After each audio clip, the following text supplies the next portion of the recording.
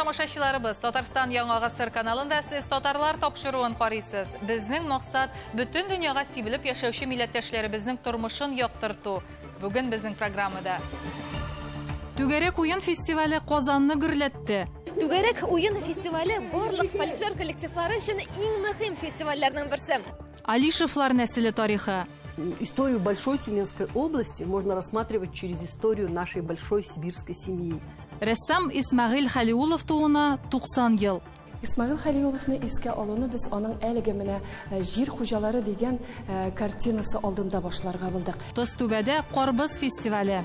Тозтүбә шәһәре Россиянең Карбыз башкаласы дип 2013 елдан санала. Аның махсус эмблемасы да бар.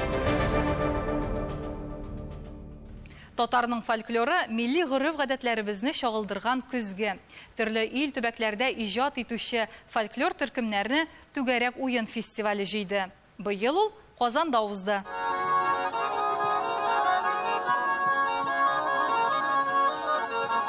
Россиянең, дөньяның төрле төбәкләреннән килгән татар кешеләрен бер түгәрәккә берләштерә.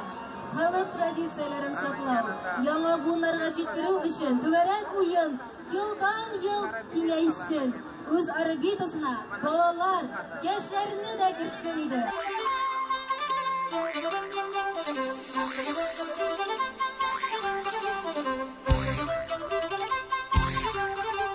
Бала итәкле күлмәкләр, шигули яулыклар, күн читекләр, моңлы гармуннар, шат елмаюлы йөзләр бәйрәме. 16 төбәктән 400-дән артык кеше җыелды. 12-нче Бөтен Россия Түгәрәк уен фестивале әнә шулай башланып китте. Без борынгы фольклор белән кызыксынабыз. Менә быел алып килдек, нигә Түгәрәк уена кылмак әмәсе җыюын. Чөнки безнең борынгыдан авылда безнең әби бабалардан кылмак җыйганнар, кылмак җыеп, баш кайнатканнар, баштан күпертеп ипиләр салган. Менә шушы менә урманнарга чыгып, битләрне сыдырып, кылмаклар җыеп, әмә ясадык апалар белән. Иске әбиләрдән, карт әбиләрдән үрәндек, касайтып кылмакны урарга, касайтып киптерергә. Аларда нәрсәләр ясарга икәнен үрәндек. Кылмак суында эчкәннәр, кылмактан чәшкәдә сөрткәннәр, биткәдә. Менә монда ялтырап битте кызлар бездә менә шулай. Кылмакның төнәтмәсен тындырып биткә сөртәләр. Әйе, һәр коллективның үз капатланмас йөзе, сөйләме, киемнәренә кадәр үзгә. Бик теләп килдек, менә безнең аны күрәсе килде, нинди буласы икәнен. Узган елны безнең Ульян өлкәсенә Парчаур авыллары барып кайтты. Менә шуларның эстафетасын без инде кабатларга уйладык. Татар халык җырларын алып килдек. Биеп тә җип бәрәбез, җырлап та җибәрәбез. Кешеләргә ошар дип уйлыйбыз инде, җырлап карагач. Өйрәндек, инде репетиция ясадык, бик теләп килдек. Төрле авылда төрлечә үткәрелә, казымәсенең кич утыруы өлеше. Менә бездә ул инде улы кешеләр белән, улы яшьтәге апайлар, туганнар, күршеләр белән каз йылыкканнан соң хуҗабикә кичен белеш пешереп, каз мае белән майланган кыймаклар пешереп каршы ала кичен. Менә шул өлешне күрсәтәбез. Анда инде уеннары да бар, элекке халык җырлары бар. Шуларны берләштереп алып килдек. Түгәрәк уенның ачылу тантанасы матур чыгышлары һәм борынгы милли уеннар белән үрелеп барды. Ярмәк багын, җыр һәм бию ансамбле би, фольклор ансамбльләр бийләр, алар бездән килеп өйрәнделәр. Бу безнең үзебезнең авылыбызда чыккан, менә шушы бию һәм менә шушы тальянга кушылып биелә. Безнең инде һәр вакытта да авылда булган фольклор күренешләрне тупларга тырышабыз, һәм менә шушыларны халыкка кире кайтарып бирү өстендә эшлибез. Язгы ташу, печән нәмәләре, армиягә сату, Аккаен янында кичке уеннар һәм башка. Түгәрәк уен инде күптәннән дуслык бәйрәменә әверелгән чара һәм бик күп ансамбльләр өчен үз җирлегенең борынгы йолаларын өйрәнү өчен этәргеч булган фестиваль. Түгәрәк Димәк, уен фестивале барлык фольклор коллективлары өчен иң мөһим фестивальләрнең берсе. Чөнки биредә алар ел саен күрешәләр, дуслашалар, аралашалар, хәл-әхвәл белешәләр. Ә инде хәзер без Вятка Аланы районы Сосмак авылыннан килгән Сүнмәс дәрт ансамбле белән күрешеп үтик әле. Кайчандыр алар безнең татарлар тапшыруыбызның геройлары иделәр. Исәнмесез, апалар? Ни хәлләрегез бар? Хәлләрегез, кәефләрегез ничек? Дулкынланып та килдек, сөенеп та килдек. Безнең шакыруларына рәхмәт. Казан бик матур, бик күңелле. Без үзебезнең авылыбызның юбырган сыру юласын күрсәтергә килдек. Без инде үзебезнең юбырган сыру вакытында ретро-җырларны да кертергә тырыштык. Тагын да шушылай исән-сау очрашырга насип булсын, Ходай биргән булса. Киләсе елларга да сезнең белән очрашырга насип булсын, Ходаем, я Рабби. Амин.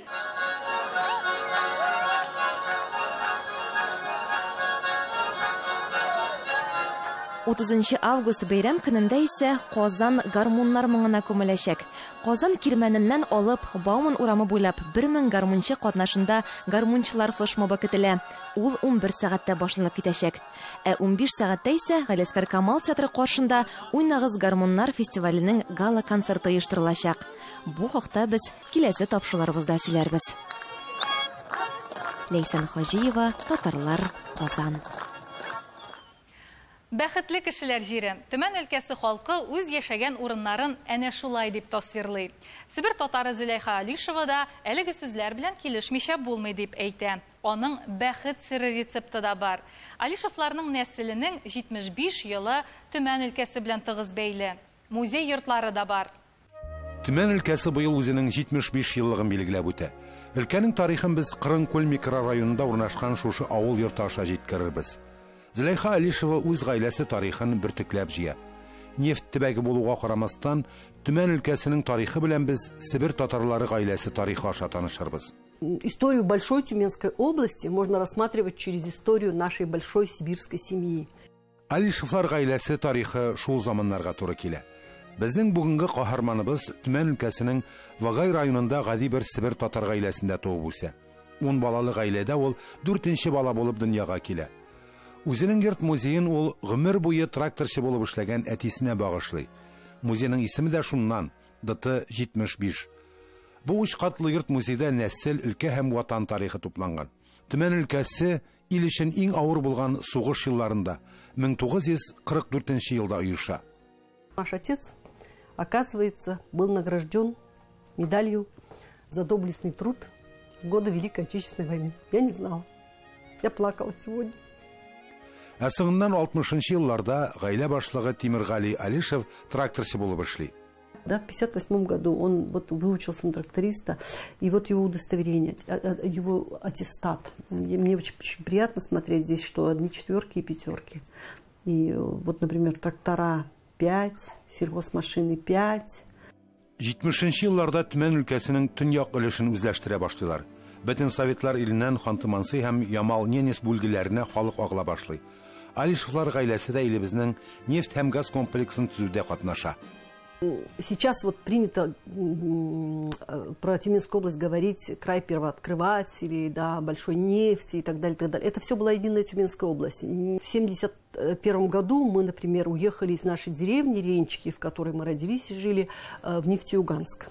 10 баласын һәм хатынын тәэмин итәр өчен Тимирали Алишев тракторда эшли башлый. Он работал так, что его коллеги, не сослуживцы, нет, коллеги, говорили ему: ты что, тебе больше всех надо, что ли? Зачем ты так работаешь? Он там стал ударником коммунистического труда. Бүлмәләрнең берсендә Зөләйха ханым төп йортның шул вакыттагы җиһазларын саклаган. Вообще это практически восстановленный интерьер деревенского дома, потому что здесь очень много всего домашнего, нашего. Например, вот карниз, да, вот родной, вот этот карниз папа сам делал своими руками. Я его привезла из деревни и повесила сюда. Менә алар йоклаган карават, мендәр тышлары, әнисе сырган юрган һәм чиккән мендәрләр. Дефицит всего, да, в стране, нельзя купить, деревни привозили редко какие ткани, все распределялось как-то там, допустим, на семью там килограмма 3 сахара или 5, у нас семья огромная. Вот мама это делала, мама шила, у нее была швейная машинка, и она шила. Вот это вот наши старые рубашки и наши старые, там, на матрасник, например, халат, вот эти все ткани я помню. Кто-то носила бабушка что-то там, мамино платье, здесь есть кусочек, вот он зелененький. Совет замандағы тарихқа Хужабика айрым бір бөлме жиһазландырған. Шул замандағы газет журналлар топланған китапхана. Темирали Алишев аларны балалары үшін яздыртып алған. Совет юлбашчысы сүзләрен кабатлап укырга һәм укырга дип әйтә торган булган ул. Я очень благодарна советской власти, которая позволила нам учиться. И, в общем-то, выполнить завет отца. Да? Я не знаю, что было бы сейчас с огромной семьей в 10 человек в дальних краях Вагайского района, глухой деревни. Караңгы бер Сибир авылында туып үскән кызның уңышлары хакында дивардагы мактау грамоталары сөйли. Нәсел тамырлары турында Зөләйха Алишева бер кайчан онытмый. Сибир татарларының бай мәдәнияте ил һәм өлкә тарихы белән бергә үрелгән. Зөләйха ханымның өендә кулдан тукылган килемнәр тупланмасы зур урын били. Смотрите, капля нефти у меня есть, да, это то, чем гордится Тюменская область. Но Тюменская область может гордиться не только нефтью, безусловно. Был период в жизни страны и Тюменской области такой, когда активно очень развивали промыслы. Промысел, который был когда-то завезен сюда бухарцами, а потом ярчайшее развитие получил в годы советской власти. Были созданы артели сначала в Тюменском районе, потом были фабрики построены в городах Тобольске, Тюмени, Шиме, Тюменский ковер. Менә монысы өлкәнең яшьтәше, аңа 75 ел. Һәр бүлмәдә татар гаиләсе өлкә тарихы белән бергә күрсәтелгән. 5 ел элек Зөләйха ханым Сибирлеләрнең бәхет сире дигән мәкалә яза. Һәм ул атаклы кешеләр белән бергә гади бер гаилә тарихы да бәхетле кешеләр җире дигән басмага кертелә. Рецепт счастья по-сибирски, я думаю, что в крепкой семье. Все проходит, все меняется. И только близкие люди помогают человеку быть сильным. Например, вот, и мы в шутку иногда говорим о том, что у мамы самый лучший пенсионный фонд. Это ее дети. Сибирнең бай табигате кешеләрнең ныклы аякка басып, зур җирдәге иркен йорт хакындагы хыялларын тормышка ашырырга мөмкинлек биргән. Инсаф Абдулла, София Хайруллина, Татарлар, Төмән өлкәсе.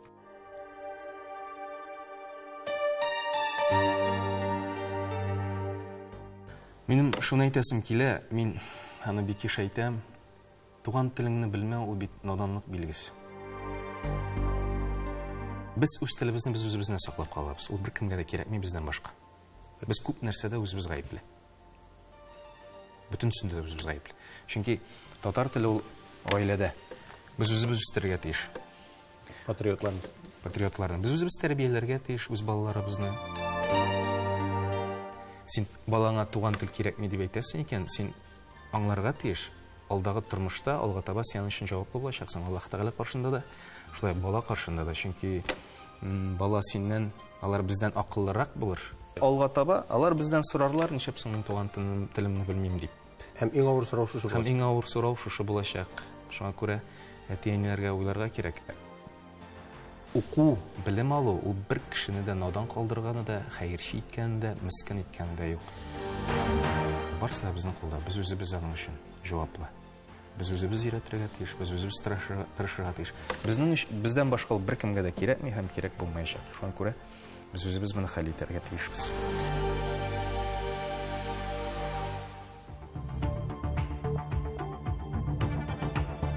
Сез татарлар тапшыруын карыйсыз. Программабызның 2нче өлешендә рәссам Исмәгыйль Хәлиуллов туына 90 ел. Исмәгыйль Хәлиулловны искә алуны без аның әлеге менә җир хуҗалары дигән картинасы алдында башларга булдык. Тыстүбәдә Карбыз фестивале. Тыстүбә шәһәре Россиянең Карбыз башкаласы дип 2013 елдан санала. Аның махсус эмблемасы да бар. Рәссам Исмәгыйль Хәлиулловның исеме күп санлы монографияләргә, альбомнарга һәм Татарстан Республикасының белешмә сүзлекләренә кертелгән. Ул беренчеләрдән булып милли темаларга мөрәҗәгать иткән рәссам. Туган җиренә, туган иленә, әти-әнисенә булган мәхәббәте аның туганнарым минем картинасында яхшы чагылыш тапкан. Исмәгыйль Хәлиуловның тууына 90 ел тулуга багышланган күргәзмәдән безнең репортаж.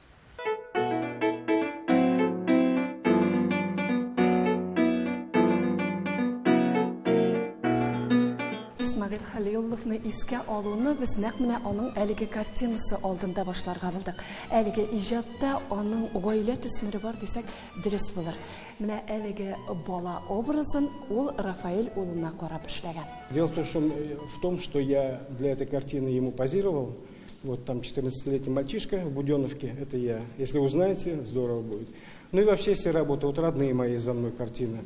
Здесь он изобразил родную маму, вот мою бабушку. А образ старика был такой собирательный уже, такой, характерный для татарского бабая. Рәссам Исмәгыйль Минтахир улы Хәлиуловның биографиясенә килгәндә, ул Самара өлкәсенең Татар Выселки авылында туып үсә. Бала чактан табигатькә хозурланып, аны тасвирларга хыялланган егет Казан сәнгать училищесына бөтен имтиханнарны яхшы билгеләренә генә тапшырып, морадына ирешә. Укытучылар да, училище директоры Виктор Куделькин да тиз арада егеттә талант барын күреп ала. Ул укуын тәмамлагач Казанның сәнгать фондына эшкә урнаша һәм гомере буе шунда хезмәт итә. Россия рәссамнары берлеге әгъзасы Исмәгыйль Хәлиуловны соңрак фондның рәисе итеп сайлап куялар. Гаиләсе хатыны Дания Гани кызы белән матур гына гомер итәләр. 2 уллары туа. Бүген әтиләренең тууына 90 ел уңаеннан уллары, оныклары барысы да җыелган. И он никогда не натаскивал детей в профессию.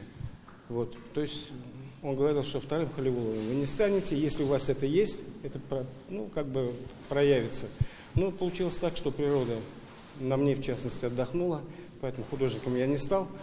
Вот. А вообще человек он был очень интересный, буквально интересовался всем. Книги, фильмы, вообще он такой разносторонний очень человек был, интересный. Это очень природно, нас отдохнуло, а ним нет. Вот. И он мастер, для нас он мастер. Помню, дарили мольберт, я пытался рисовать на мольберте краской.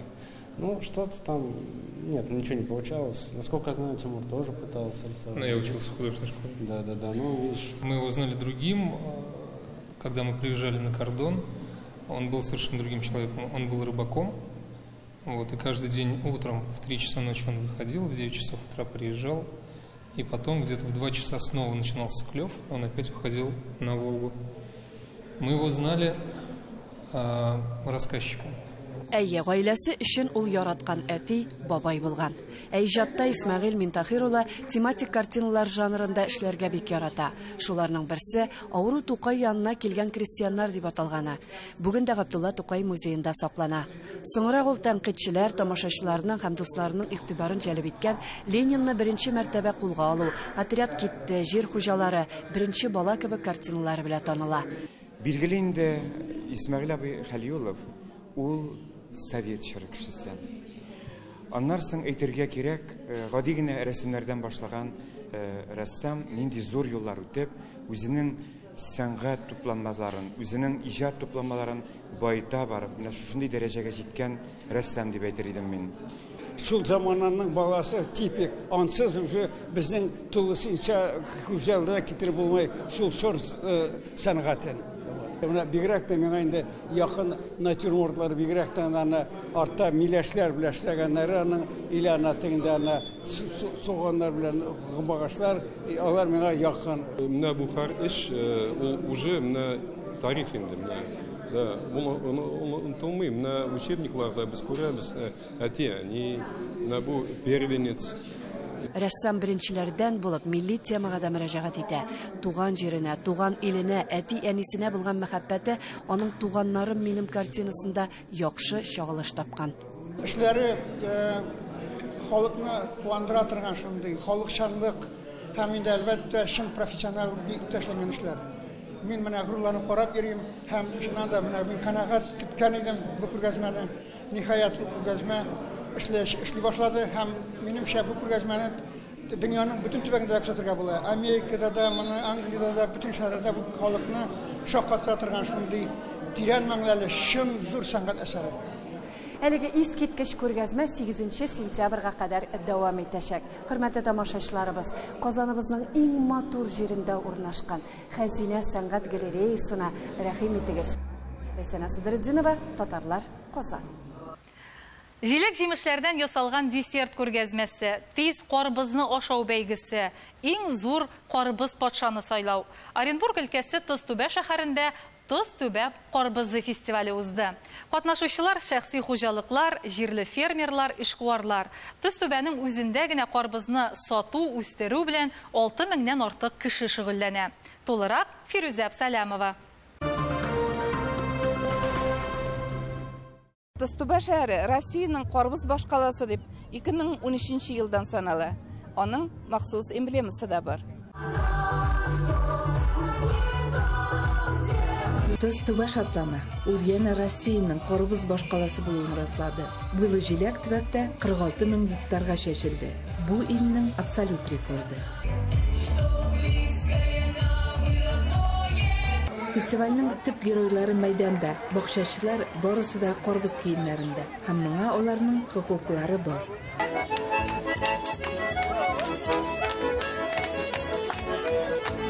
Җирле халык өчен ул буйлы җиләк кенә түгел бит, яшәеш чыганагы. Бу районда яшәүче һәрбер гаилә диярлек карбыз кавын үстерү белән шөгыльләнә. Дистәләгән сортларны үстерәләр. Кызыл карбыздан алып, ананас белән кушылган сарыга кадәр. Быел су сипмичә үстерә торган карбызларның уңышы гектарына 8-9 тонна тәшкил итсә, су сипкәннәре 10 тапкыр артыграк биргән.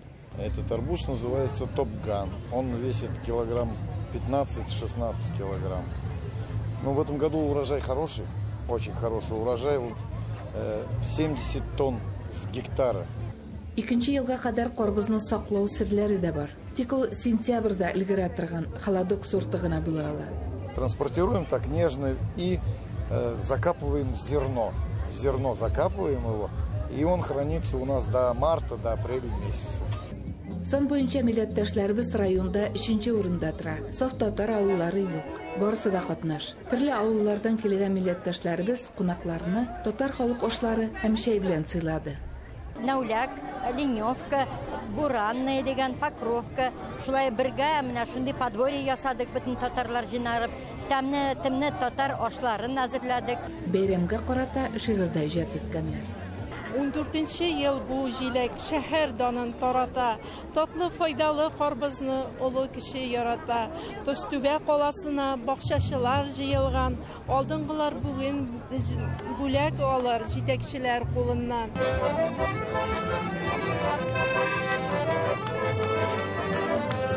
Оренбург туфрагы карбыз кавын үстерергә бик тә уңдырышлы. Казакстан чигендә урнашкан Леневка авылы җирләрендә дә татлы карбыз тәгәрәп үсә. Татарлар күпләп яшәгән бу авыл район үзәгеннән иң ерагы. Анда эшләп килгән Мирас ансамбле татарларның горурлыгы.